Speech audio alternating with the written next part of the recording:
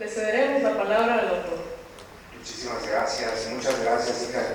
Está con nosotros el maestro Armando Quijada Hernández. Yo le estoy muy agradecido, toda mi vida me acuerdo de él, toda la vida me he acordado del maestro Armando Quijada Hernández. Fue mi maestro de civismo en la secundaria de la Universidad de Sonora, pero además de ser maestro de civismo, todavía dio un plus generoso. Un plus quiere decir algo, un esfuerzo extra, gratuito para nosotros, sus alumnos. Nos encontró a un grupo, nos conjuntó a un grupo y comenzó a darnos clases de oratoria. No he de olvidar esas primeras manifestaciones de la retórica a las cuales él nos condujo con una sabia paciencia y con una guía exacta. Fue y nos presentó cuando ya éramos un grupo que sabía locutoriar, que sabía hablar. Fue a presentarnos con el rector de la Universidad de Sonora una mañana, un día tranquilo, y nos recibe el rector que sería gobernador de Sonora.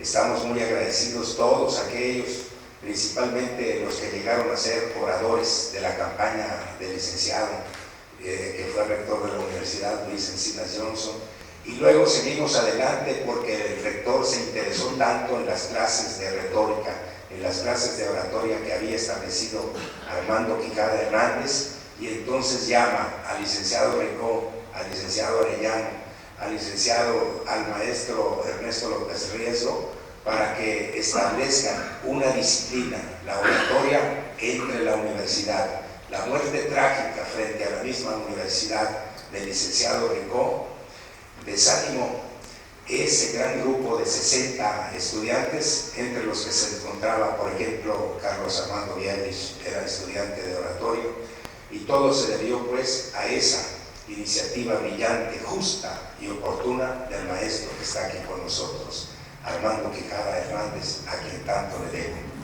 Igualmente, un aplauso para el maestro.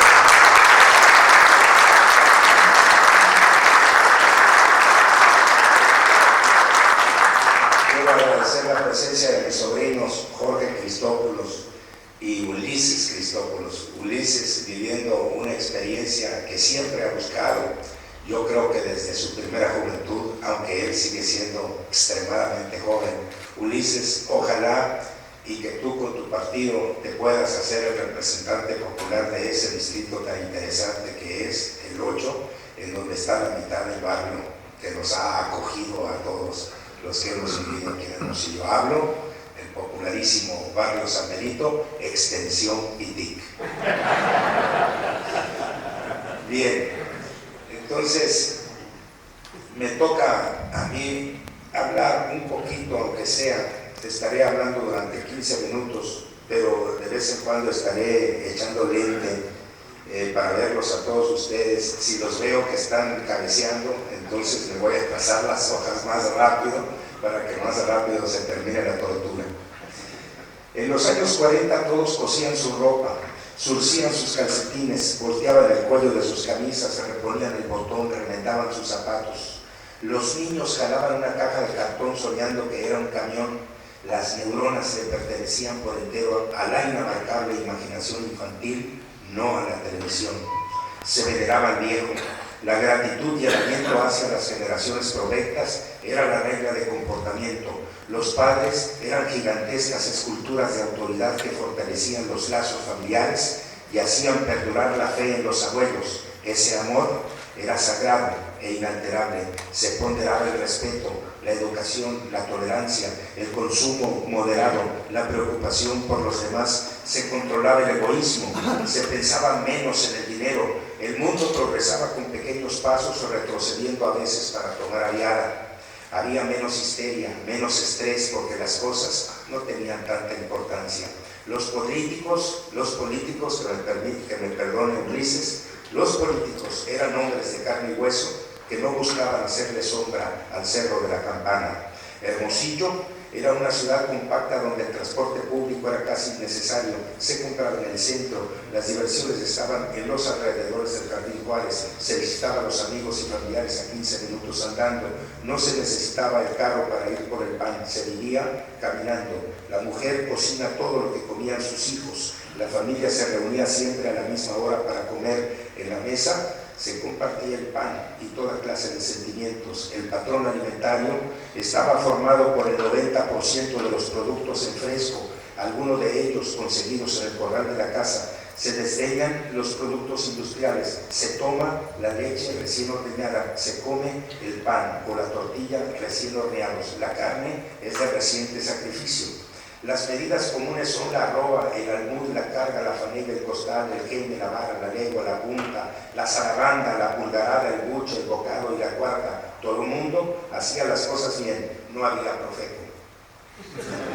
Las muchachas no tienen mucho de dónde escoger en cuanto a oficios. En los años 40, amas de casa, costurera, aplicar suelos e inyecciones, forrar hebillas y botones, submedias, maestra, secretaria o irse de monja.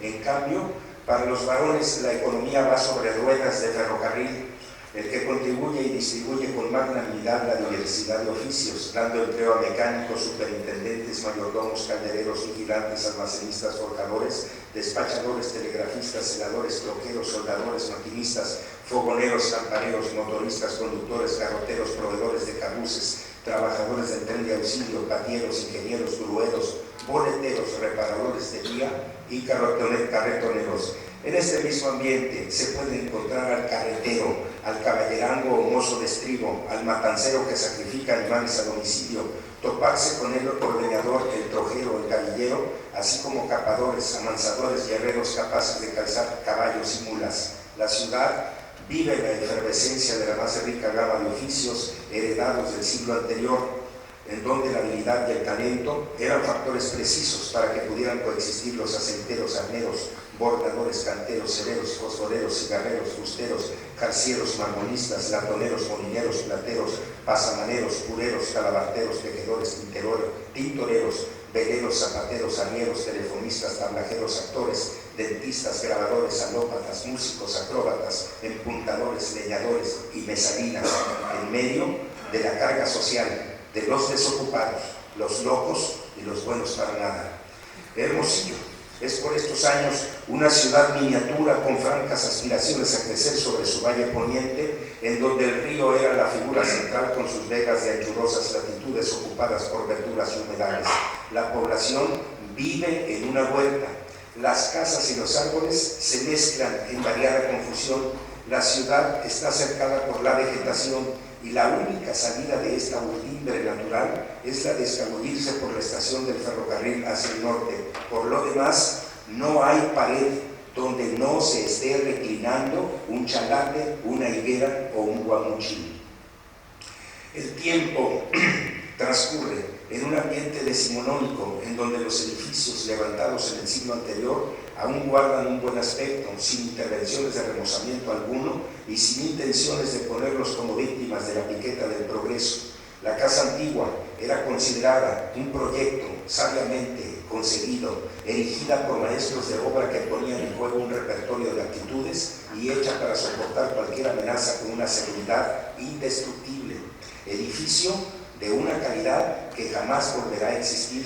La vivienda era habitada por personas pertenecientes a una cultura previa al aire acondicionado, que subían y bajaban las persianas, cerraban la casa a caricanto durante la siesta y la abrían cuando el sol se marchaba, mucho antes de que los arquitectos proyectaran pisos donde la gente se asfixia. No le quedó el saco, ¿verdad?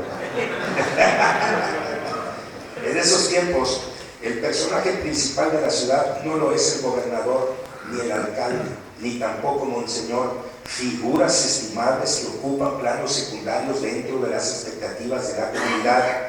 El humano que atrae todas las miradas y sobre el que confluyen las solicitudes por estar más cerca de la concesión graciosa del milagro es el gerente de la cervecería, a cuya voluntad se cristalizan las vocaciones y se abren las puertas del pleno empleo para que hombres y mujeres encuentren razón a sus vidas, salida al túnel personal de sus ensoñaciones, encima de que el poderoso gestor posee la aldaba para infiltrar a los amigos en los puestos públicos, por altos que estos sean, de la especialidad que se traten, siempre y cuando cuenten con el aval de la linajuda familia Hofer. Y es que la fábrica producía 10,000 litros de cerveza al día, hisopando los 5 millones de metros cuadrados que conformaban a Hermosillo al dar trabajo a 500 obreros calificados, más 1,000 ayudantes y otro millar que quedaba fuera de la planta, pero dependiente de la marca y su distribución en diferentes ciudades y poblaciones de Sonora y el extranjero. Además de que el funcionamiento de la cervecería era un laboratorio para los aprendices y la universidad para quien quisiera cursar allí una carrera profesional en cuanto a administración química, investigación, desarrollo, mercado o finanzas, prefiriese. Ninguna escuela en estas latitudes estaba para formar mano de obra con conocimientos específicos. La cervecería sí. Se renovaba frecuentemente para responder a las necesidades del mercado, ajustando el producto a los gustos del consumidor. El negocio de la cerveza para nosotros, los hermosillenses, fue algo positivo y necesario, una oportunidad para que sus empleados pudieran encontrar acomodo en cualquier cervecería del mundo, para que la High Life, el producto insignia, pudiera llegar a las manos del marchante. La fórmula que lo hacía posible ya había pasado por muchas manos. Las cosas iban bien porque se había trabajado con visión de largo plazo. Sus instalaciones y procesos siempre habían estado bajo control exhaustivo. Por eso el edificio del negocio era el paradigma de una obsesión por la rentabilidad y el sirenazo de sus calderas que le daba ritmo a una ciudad encaminada por una ruta tecnológica. Allí estaba la Universidad de la Cerveza, un centro de formación que nació en 1896, lugar donde han venido estudiando no menos de 500 alumnos al año, franquiciarios, ejecutivos, laboratoristas y empleados con aspiraciones, los que además estudiaban marketing y empresariales. Así que cuando la cerveza estaba lista, debería pasar por manos de los expertos de mercado y por un centro de investigación. Allí, en una cocina de pruebas, se estudiaba un proceso de elaboración óptimo y si era necesario, se creaba maquinaria a la medida aquí en Hermosillo. Mientras, los expertos en publicidad diseñan envases que cambian su aspecto para evocar productos caseros. Las mulitas que contienen el ambarino líquido sirven en las amas de casa como biberones para alimentar a los críos. El barril de madera puede improvisarse como el insuperable mueble ornamental a la entrada de la casa. Vasos y picheles tienen como objetivo básico convencer a las señoras de que sus maridos gastan en un producto noble que retorna beneficios. Cuando se habla de cervecería de Sonora, se habla de grandes cifras, de la cerveza de mayor calidad, la que ha ganado certámenes dentro y fuera del país, y referirse al producto es aludir a varios millones de personas que lo reconocen como un orgullo sonorense. Hablar de los Hofer es reconocer a la familia que derrocha en el extranjero, pero que mantiene aquí la Universidad de la Cerveza. Encima de todos esos reconocimientos, la relación de los propietarios venía emparentando con apellidos de la región a través de matrimonios, bautizos o nexos vinculantes de variado tutelaje, al encontrar empatía entre la gente de distintos estratos populares. La cabeza política y principal accionista había contraído nupcias con mujer nativa de este país. Los hijos, igualmente, habían plantado sus respectivas raíces con familias de prosapia vernácula, despreciando o no tomando en cuenta las muchas relaciones que se lograron en el extranjero con personas de naturaleza caucásica y similares niveles de bonanza, mientras se ociaba o se estudiaba. La aristocracia de la industria más exitosa que ha tenido a la ciudad en toda su historia, nobleza que se desvanecía y que iba a ser sustituida por sus empleados, cubría con su manto valedor a compadres, amigos y compañeros de trabajo que eran considerados bajo la techumbre de la misma merced. A partir de esta fecha, Sonora ya no es el pariente pobre de la educación, ni dará pie para que en el futuro se siga propagando que aquí se acaba la cultura y empiezan los concursos Guinness de la carne asada. No, ahora se pertenece a una generación convencida de que la inversión en conocimientos es imprescindible y muy rentable, a una generación que está consciente de que se inicia la era en que los hijos saben más cosas que los padres. La presencia de la universidad, el florón del Estado, jalona lo mejor de la juventud para cambiarle su modo de ser y conseguir su preparación profesional a precios de regalo. Fue este tramo histórico de los años 40 el que marcó el inicio de la devastación del inmenso altar de la naturaleza en que estaba convertida el área costanera, con sus montes y matorros que permitían la infiltración de las lluvias y la cobertura vegetal contra las inclemencias veraniegas. En aquella época, en los 40, se tumbaron, quemaron y rozaron 200.000 hectáreas para descubrir tierras que no eran de riego, ni de temporal, ni de agostadero. Ni un solo torote, bagote o mezquite quedó sobre la faz hermosillense para contarnos la historia de sus antepasados. El monte fue despelucado de su capital natural, quedando sin movimientos de agua, sin movimientos de nutrientes, sin propagación de insectos para la polinización y causando la desnudez de las especies que fueron despojadas de su hábitat. La planicie quedó maravillosa para pista de aterrizaje. El ecosistema degradado para siempre. Había entre las víctimas de los incendios saguaros, biznagas y guayacanes con más de 1000 años erguidos. La fenomenal hornaza duró toda la década. Se quemó tanto combustible vegetal que cambió la química y la física del entorno. Había llegado el momento de elegir entre dominar la tierra o amarla. Los libros sagrados manifiestan que el mundo empezó sin el hombre y terminará sin él. En pocos años, en algunos lugares, el agua dulce hizo subir la sal del subsuelo hasta la superficie, de manera que aquel suelo se hizo incultivable y los agricultores de esa zona se dieron los trastes otra vez al monte. A pesar de aquellos saladares, los hacendados estaban convencidos de que su solo potencial agrícola podía resolver por completo la deficiencia nacional de pan.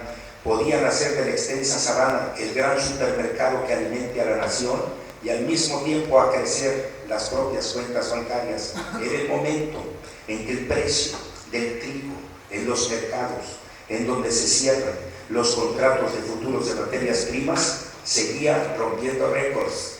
El trigo se ligó al paisaje agrícola, como no lo pudieron lograr otros cultivos. Pero el primer tropiezo fue el precio del diésel, porque hay que importarlo de los Estados Unidos e ir por él a Guaymas. Las plantaciones de algodón y trigo comenzaron reclamando 100.000 litros diarios de combustible. Para 1948 ya estaban en producción los campos de Antonio Aro, equipado con motor Buda y bomba Johnston, el San José y Santa Fe de los Clérici, operando con motor Atlas y bomba Johnston, los campos Poza Rica y Tehuacán, ambos de Roberto Astiazarán, con bombas Bain y Bowler, el campo de Carlos Tapia, con equipo similar al anterior, el de Tomás Ciscomani con motor Cummins y bomba Pomona, el de Arminio Ciscomani con motor Fairman Morse y bomba Johnston. Las tierras San Luis, El Carmen y Santa Emilia de Alfonso P. García el Conde, utilizando marcas iguales a la anterior, excepto El Carmen, cuyos terrenos fueron de secano. Mención aparte merece la colonia agrícola Pilares, donde en este año 1948 trabaja por abrir 5.000 hectáreas, de las cuales se han limpiado apenas 600. En todas las perforaciones intervinieron expertos norteamericanos que dejaron instalaciones para bombear 12 pulgadas de agua sobre tierras que comenzaron a producir trigo, ajonjolí, maíz, frijol y king cotton, poco naranjo, poco viñedo.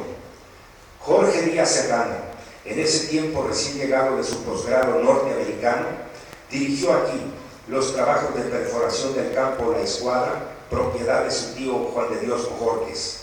En el momento de barrenar el planchón del subsuelo, el empuje de la presión interior expulsó el agua hacia afuera, en una erupción que trazó un arco, cuyo declive quedó a 200 metros de la torreta de excavación. El desalojo del líquido duró una semana para aliviarse.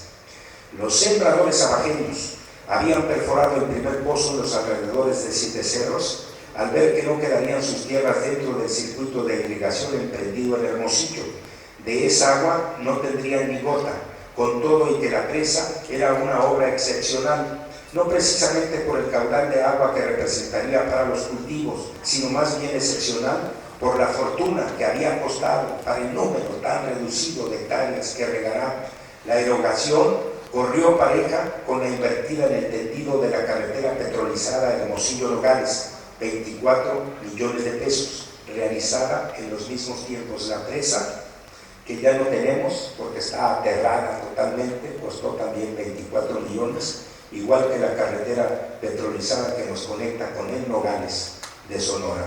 Para colmo, la recarga de los mantos acuíferos disminuyó notablemente al quedar terminado el recinto del río, desapareciendo las grandes avenidas anuales y los desbordamientos que alimentaban el acuífero. Total, las deprimentes letanías de frustraciones esbozadas sin vacilación por algunos agricultores terminan reconociendo que esta parte de Sonora, donde está ubicado Hermosillo, con presa o sin ella, seguirá siendo un desierto.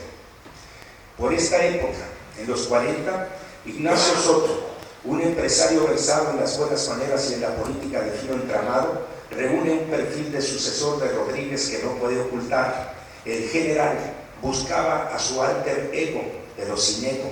Aquí lo encontró. Aquellos dos personajes procedían de la misma hornada. Ambos tuvieron que abandonar el país cuando apenas cruzaban su primera juventud para conseguir el sustento en los Estados Unidos y aportar al sostenimiento familiar. No pudieron acudir a ninguna escuela y tuvieron que formarse a sí mismos. Mientras que al general se le conocen negocios bancarios y otros muchos de diversa índole, donde figura como el principal accionista Banco Mexicano, Mexicano del Occidente, Crédito Mexicano, Pesquera del Pacífico, donde todos los barcos de la firma traían tripulación japonesa, Atún Mexicano, Astilleros Rodríguez, Nacional de Productos Marinos, así como huertos, campos, ranchos, inmuebles, casinos, hipódromos, compañías aeronáuticas y navales, a Ignacio Soto se le mira competente en todo, dispuesto siempre a emprender negocios. Ha hecho las cosas bien durante mucho tiempo, se distingue como personaje elegante reconocido en la región, sabedor de los factores que mueven la vida sonorense, de voz afable, piel blanca, espaldas anchas. Su bagaje de servicio impresiona. Ha sido guía y portavoz de los industriales. Los sexos es constante. Esa pasión no era disminuida por el entretenimiento de la televisión, lejana aún. Tan solo en el año 1944 nacimos en la ciudad 1.375 niños. Sin calculadora en el bolsillo, es fácil estimar que si este ritmo se hubiera mantenido hasta la terminación del siglo, ahora nos estuviéramos encontrando 3 hermosilícolas por cada metro cuadrado. Para redondear la suma demográfica, el diseño testifica el desmoronamiento de los pueblos arruinados como Pilares de la Cosari, El Plomo y la Fábrica de Los Ángeles, donde la esperanza de seguir viviendo perdió validez, aportando la extinción de esas comunidades dramáticas riadas de personas en busca de trabajo y hogar, contribuyendo así con una bolsa de marginalidad en la que se hallaban no menos de 5,000 sonorenses inmigrantes. Señoras y señores, por momentos parece ser que Sonora es el problema y Hermosillo la solución. Aunado a todo ello, los chinos, gente enormemente laboriosa, están de regreso en Sonora y por supuesto en su favorecida capital. Aunque ya no son la avalancha de las décadas pasadas, vuelven a resonar las heráldicas del remoto oriente: Lei, Wong, Sui, Li, Lam, Yang. Y por último, ingleses, franceses, italianos y norteamericanos, avecinados también en la hermosillensia: Salmons, Woolfolk, Ciscomani, Pinelli, Greenwich, Bernard, Popper, Tonela, Camus, Wilson, Holmes, Luque, Chai, Hofer, Caer o Caire, demostrando con talento y laboriosidad que no solo vinieron filibusteros a estas tierras, sino también hombres de empresa que trajeron millones de dólares para invertir en fundos mineros y en manufactureras. En fin, en estos años 40, más nacieron, menos murieron, muchos llegaron y pocos se fueron. Gracias.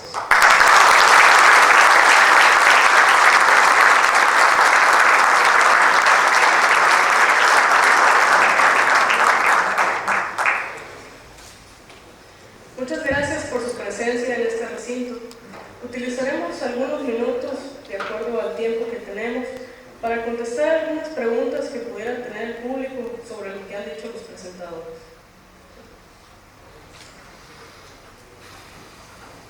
Que no pregunten Gonzalo Luna, ni tampoco el profesor Armando. Bueno, no voy a preguntar, voy a hacer un comentario nada más. Antes de nada, soy una persona, me declaro confeso del cártel de San Benito, y ciertamente culpable también de este libro. Por alguna razón que ustedes no conocen, no estuve ahí presente porque sería el creador de la Rosa, además. Bueno, pero con esta probadita que nos han dado los ingenieros Bojorques, mi querida Masi y el propio autor, pues seguramente yo les recomiendo ampliamente este libro porque pues es de una lectura muy sabrosa, tan sabrosa como las cervezas que están ahí.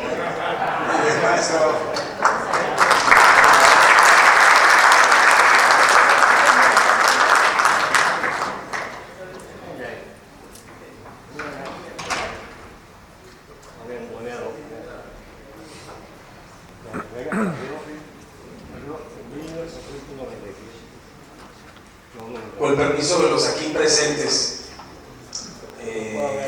y con el respeto que la tribuna esta impone, no quisiera dejar pasar esta oportunidad. Es la primera vez que compartimos el escenario con mi papá, escenario o tribuna natural para él, que ha sido pues la forma de vivir, la forma profesional de él de superarse como profesionista en la cuestión de la comunicación. En cualquier evento masivo o mítines siempre toma la palabra. Nosotros, mis hermanos y yo, no tanto. Estamos nerviosos desde el día que nos pidió que estuviéramos aquí con él. Muchos conocen al Cacho Bojorques como una persona vaciladora, chusta, con el estilo jocoserio que tiene él para dar sus noticias, incluso para comentar o para platicar cuando está con algunos de nosotros. Yo les quiero comentar que además es una persona con una enorme preparación intelectual. Desde muy temprana edad mi papá siempre se identificó con una afición hacia la lectura de libros, siempre dedicado a la lectura de la información, primero que nada con los periódicos locales. En aquellos años recuerdo que me mandabas por los periódicos de México que llevaban a las 12 del mediodía. Todavía algunos de mis amigos aquí presentes me juegan bromas y me dicen, como tú me decías, vete por los papiros, hijo. Luego su lectura continuaba más noche con el libro de cabecera, que pudiera ser de cualquier género: biografías, historia de México, política, de los reyes de Inglaterra, del marketing, de ventas. Siempre vimos en casa libros, muchos libros. A mí me gustaría atreverme a compartir con ustedes algunos